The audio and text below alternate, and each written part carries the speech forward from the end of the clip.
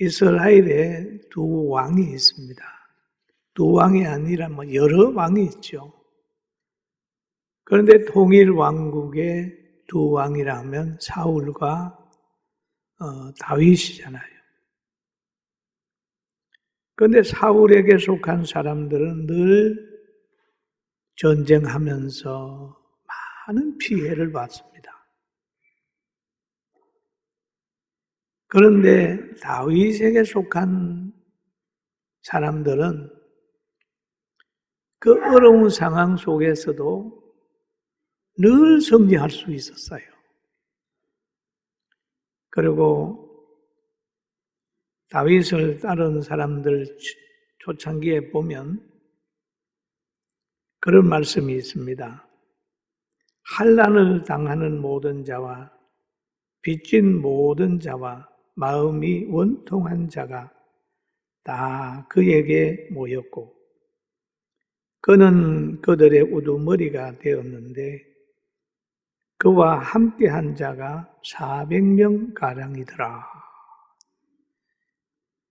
이 다윗 왕국의 시작을 보면 그렇게 대단한 사람들의 모임이 아니었어요. 사회의 대체적으로 부적응자들입니다. 그래서 그 사회에서 환난당하는 자, 또 빚진 자, 마음에 원통한 자, 이런 사람들이 다윗에게 모여듭니다. 그래서 여러 가지 고난을 당할 때에 함께 극복을 하고 도망도 같이 다녔던 그 400명이 다윗 왕국의 기초가 됐어요. 그래가지고 가장 행복한 삶을 산 부분들이 있습니다. 그러면 실패자라 할지라도 부적응자라 할지라도 누구를 따르느냐에 따라서 그 인생이 바꾸어질 수가 있습니다. 그런데 오늘 성경에 보면은 베드로, 요한, 야고보와 같은 제자들이 나오는 거예요. 그런데 예수님을 따름으로 이 사람들이 굉장히 행복해졌어요. 위대해졌어요. 계시록에 보면 12보좌에 앉게 되는 거예요. 아주 존귀해졌습니다. 저는 이 성경을 보면서 우리도 가장 무명한 사람이었지만은 예수님 만나고 선지자의 사도들의 말씀인 성경을 믿고 그리고 성령 충만을 받으면 역시 우리 인생도 늘 세상의 주목을 받고 머리가 되고 꼬리가 되지 않는다는 하나님의 약속대로 잘 될 것이라고 확신하고 기뻐하고 감사하면서 삽니다. 할렐루야. 아멘. 그리고 보면은 그 예수님의 제자들뿐만 아니라 오늘 우리도 예수님 잘 만났습니다. 잘 만났습니다. 얼마나 잘 만났는지 몰라요. 저는 예수님 너무너무 잘 만났어요. 말만 하면 주여 그러고 감사합니다. 그렇게 나의 생명도 주님의 것이고 나의 지금까지 삶도 주님의 것입니다. 여러분 저만 그러겠어요?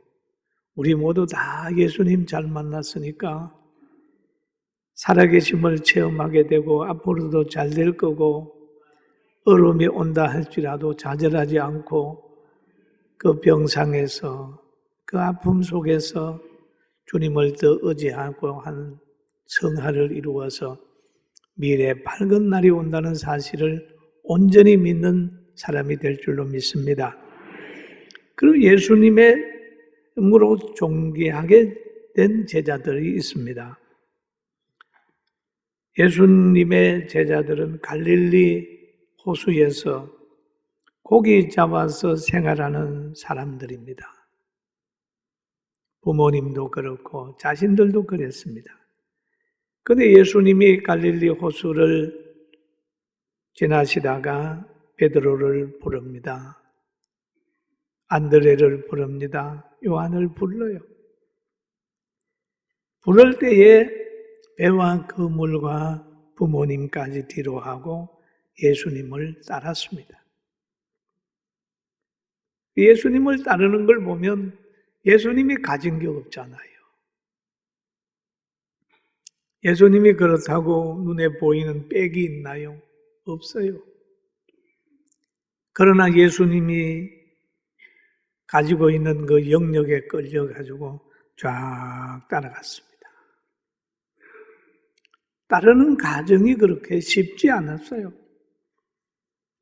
예수님을 따라가는 과정에서 어느 날은 누가복음 6장 1절에 보면 그 안식일에 예수께서 밀밭 사이를 지나가실 새 제자들이 그 이삭을 잘라 손으로 비비어 먹으니 그랬습니다.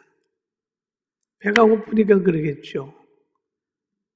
어릴 때 시골에서 보면은 밀이 익어갈 때에 소먹이로 가가지고 비어서 불에 이렇게 해서 비벼가지고 먹습니다. 배고플 때 그러잖아요. 예수님의 제자들은 그런 것을 경험을 했어요. 그뿐만 아니라 예수님이 동네에 가가지고 기적을 행할 때 동네 사람들이 예수님 배척할 때 같이 배척을 당했습니다. 또 예수님을 억울하게 하고 예수님을 체포하러 온 사람들을 보면서 베드로는 분노해서 그의 칼을 빼가지고 휘둘렀습니다. 말고의 기가 툭 떨어졌어요. 그럴 때 예수님 하신 말씀이 베드로야 이것까지 참아. 칼을 쓰는 사람은 칼로 망하는 거야. 그렇게 말했습니다. 또 예수님을 따르는 길이 얼마나 힘들었는지 얼마나 두려운 길이었는지 마지막 가는 그 길에 베드로가 예수님을 따라가는 거예요. 멀찍이 따라갔어요. 추워서 그 하숙들과 함께 불을 쬐고 있을 때 불빛에 비춰진 베드로의 모습이 늘 예수님의 제자인 것을 어떤 하숙이 알아본 거예요. 어떤 여인이 그럽니다. 너 예수님 편이지? 예수님 제자지? 그러니까 그 두려움 때문에 예수님을 3번씩이나 부인하잖아요. 나 예수님 몰라. 나는 그런 사람 몰라. 그렇게 부인할 때 달기 꼬꼬하고 울었습니다. 그럴 때 베드로가 자신만만하게 나는 예수님 부인하지 않겠습니다라고 한 말이 생각이 났고 그럴 때 예수님이 말씀하길 너는 오늘 닭 울기 전에 나를 부인할 거야 라고 하는 말이 생각이 나서 밖에 나가서 심히 통곡했다는 말이 있습니다. 그러면 예수님의 제자들이 가는 그 길에 많은 어려움이 있었습니다. 그러나 예수님의 제자들 끝까지 따라오는 실패했어요, 베드로는. 그러나 마지막 성천하시면서 제자들에게 하신 말씀이 얘들아, 예루살렘을 떠나지 말고 예루살렘 떠나지 말고 성령을 기다려. 성령을 받아야 돼. 그런데 제자들이 순종을 해가지고 예루살렘 근교 마가 다락방에 가서 모여서 120명이 기도해서 성령을 받았어요. 오순절의 역사를 체험한 겁니다. 성령을 받고 나게 되니까 그들에게는 권능이 왔어요. 예루살렘과 유대와 사마리아와 땅끝까지 이르러 정인이 될 수 있는 힘이 온 거예요. 다시 말하게 되면 너희가 정인이 되기를 원하느냐? 예루살렘에서 사마리아에서 온 땅끝까지 정인 되기를 원하느냐? 성령의 능력을 의지해라. 그래야 정인 될 수 있다. 그 말씀이죠. 그러므로 인하여 성령을 받음으로 인하여 예수 그리스도가 하나님의 아들이심을 확실히 믿었어요. 담력이 생겼어요. 세상 사람들에게 위축되지 않았습니다. 그리고 물질의 종이 아니라 물질의 주인이 된 겁니다. 물질 초월의 사랑이 시작이 됐어요. 자기가 아니라 남의 필요를 채워주려고 하는 생각이 들게 되는 겁니다. 그 소문이 많은 곳으로 퍼지게 됐습니다. 야, 예수 믿는 사람들 서로 돕고 살더라. 예수 믿는 사람들 나누어 주기 좋아하더라. 라고 하는 소문이 예루살렘과 여러 곳에 들리게 된 겁니다. 그 내용을 보면은 사도행전 2장에 나타나는 거 있어요. 사람마다 두려워하는데 사도들로 말미암아 기사와 표적이 많이 나타나니 안진뱅도 일어나고 기머거리도 뜯고 중풍병자도 온전해지고 귀신 들린 사람도 쫓겨나가고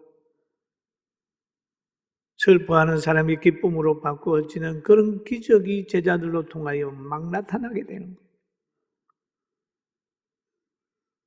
그 기적으로 통하여 믿는 사람들이 다 함께 있어 모든 물건을 서로 통용하고 또 재산과 소유를 팔아 각 사람의 필요를 따라 나눠주며 날마다 마음을 같이하여 성전에 모이기를 힘쓰고 집에서 떡을 떼며 기쁨과 순전한 마음으로 음식을 먹고 하나님을 찬미하며 또 온 백성에게 칭송을 받으니 주께서 구원받는 사람을 날마다 더하게 하시니라 라고 했습니다. 날마다 부흥되게 하시니라. 할렐루야. 날마다 부흥되게 하시니라. 이 소문이 계속 들려나게 되니까 거린들도 예수 믿는 사람을 찾는 거예요. 예수 믿는 사람 만나기를 원하는 겁니다. 그래서 오늘 이 본문에도 보니까 구걸하던 사람을 성전 앞에 갖다 놓습니다. 왜? 예수 믿는 사람 만나게 하려고요. 왜냐하면 예수님의 이름으로는 우는 사람이 웃게 되고 죽은 사람이 살게 되고 자살하려고 하는 사람이 삶의 의미를 가지고 일어나고 이혼하려고 하는 사람이 하나님의 섭리를 깨달으면서 두 분이 더 사랑하게 되고 질병이 있는 사람도 성화의 기회로 삼고 분노하는 사람도 자기를 성화시키는 하나님의 섭리인 줄 알고 미움을 사랑으로 극복하는 지혜가 생기는 거예요. 할렐루야. 하나님의 예수님을 만나면 그렇게 되는 거예요. 제자들이 변하고 복음 들은 사람이 변하게 됩니다. 그러니 거린들까지도 예수 믿는 사람, 기도하는 사람에게 도움받고자 성전 앞에 와서 구걸하는 거예요. 그래서 오늘 본문에 베드로와 요한이 더불어 주목하고 우리를 보라 그랬죠. 뭔가 구걸하러 왔는데 기도하러 가다가 베드로와 요한이 그러잖아요. 그를 향하여 우리를 보라.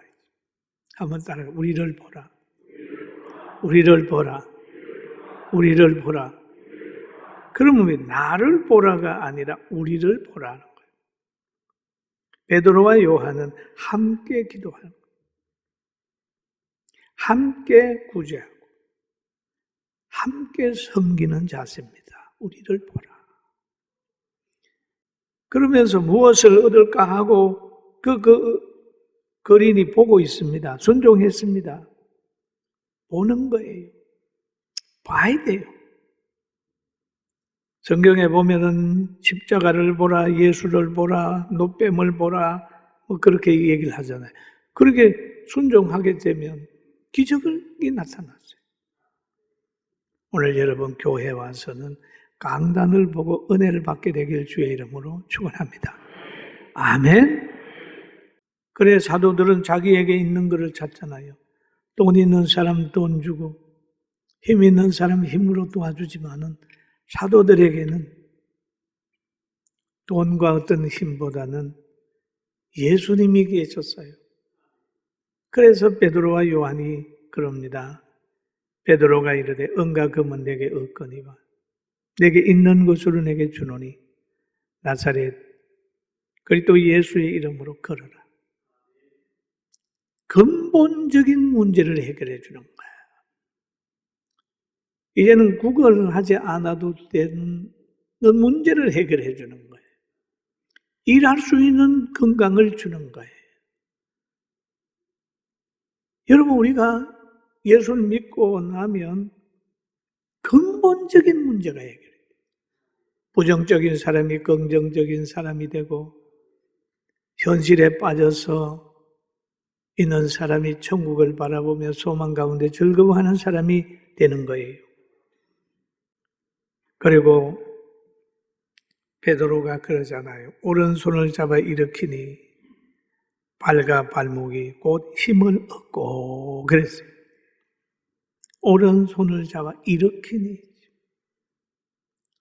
복음 전하는 거 장애우들이 행복하게 살고 회복하게 되는 건 말로만 해도 되는 게 아닙니다. 힘이 들어가는 거예요. 뛰어서서 걸으며 그들과 함께 성전으로 들어가면서 걷기도 하고 뛰기도 하며 하나님을 찬송했다라고 하잖아요. 제자들은 장애인을 걷게 하는 사람이 됐다. 모든 사람이 보기에 너무너무 실력자로, 능력자로 보이게 됐다는 거죠. 얼마나 기쁘겠어요? 모든 사람들이 제자들을 부러워했어요. 구걸하는 사람이 동행자가 되고 동역자가 됐습니다. 구걸하는 사람이 함께 예배하는 사람이 되었고 전도를 할 때 시청각 교제가 된 거예요. 간정의 재료가 된 겁니다. 야, 누가 봐라. 여러분 봤죠? 저 성전 미문에 앉아서 구걸하던 그가 예수 그리스도를 믿고 예수 이름으로 걸으라고 했더니 걸어가지고 지금 다니는 거 보셨지요? 막 그렇게 하니까 그 예루살렘에서는 대단한 변화가 시작이 된 거예요. 너무너무 귀하잖아요. 예수님의 이름이 이런 역사를 가지고 있기 때문에 예수님의 이름을 온전히 의지하는 여러분과 제가 되길 주의 이름으로 축원합니다. 또 좌절해서 있을 때도 보면 하나님 제가 꿈을 꿨습니다. 환상을 봤습니다. 목사님 힘내세요. 제가 돌아왔어요. 이런 걸 보면 아유 하나님 교회의 주인은 역시 하나님이십니다. 저는 순종만 하겠습니다. 라고 하는 마음을 가지도록 늘 하나님이 역사했습니다. 역사의 주인인 하나님이 여러분과 저를 사랑하고 있다는 걸 믿게 되길 바랍니다. 여기에 보면 모든 백성이 그 걷는 것과 하나님을 찬송함을 보고 그랬어요. 하나님의 은혜를 받아가지고 변화된 것을 보고 거린이요 장애인인 전도자로 변하고 있습니다. 그리고 또 베드로와 요한뿐만 아니라 초대교회 바울 사도도 보면은 그 1차, 2차, 3차 전도 여행을 하면서 일어났던 일들을 기록을 했고 고린도 교회에다가 편지를 하면서 이런 말을 했어요. 고린도후서 3장 2절에 보니까 너희는 우리의 편지라 그랬대. 너희는 우리의 편지라. 우리의 마음에 썩고 무슨 사람이 읽고 알고 읽는 바라. 그만큼 귀하게 바울 사도는 성도들을 보고 있었습니다. 그런데 오늘 이 본문에 보면은 미문에 앉은 안진뱅이가 구걸하던 사람이 막 건강해가지고 뭐 이렇게 하나님의 살아계심을 증거하게 될 때에 베드로와 요한이 얼마나 즐거웠겠어요. 대단히 즐겁죠. 여러분 자녀들이 잘 되는 거 보면 우리 권사님들 너무너무 즐거워하잖아요. 부모님들 너무너무 즐거워하잖아요. 성도들 잘 되는 거 보면 목회자는 다른 사람이 누리지 못하는 그 즐거움이 꽉 차 있습니다. 그 즐거움이 물질과 환경을 초월한 것으로 교회가 세상을 향하여 성도를 향하여 쏟아지는 거예요. 이 기쁨에 함께 참여하게 되는 우리 모두가 됩시다. 아멘. 그래서 구걸하는 거인이 예수 믿고 능력받고 변화받고 건강 회복하게 되니까 모든 사람들 앞에 돋보이게 되는 겁니다. 그래서 이 일이 나타난 후에 사도행전 3장 11절에 보니까 이렇게 기록되어 있습니다. 같이 한번 보겠습니다. 나은 사람이 베드로와 요한을 붙잡아 모든 백성이 크게 놀라며 달려나와 솔로몬의 행각이라 불리우는 행각에 모이거늘 베드로가 이것을 보고 백성에게 말하되 이스라엘 사람들아 이 일을 왜 놀랍게 여기느냐 우리 개인의 권능과 경건으로 이 사람을 걷게 한 것처럼 왜 우리를 주목하느냐. 베드로와 요한이 보기에도 자기들이 가분한 대접을 받고 높임을 받으니까 우리가 한 거 아니야. 우리 개인의 권능으로 한 게 아니라 바로 하나님께서 하신 것이고 예수님의 이름으로 됐다고 해가지고 하는 거예요. 그리고 우리는 이 땅에서 때로는 낮아지는 걸 보면서 좌절합니다. 그러나 좌절할 필요 없어요. 소금이 맛을 잃으면 밟히게 되고 등장 위에 있는 불이 꺼지게 되면 등장 밑으로 내려오게 되는 거예요.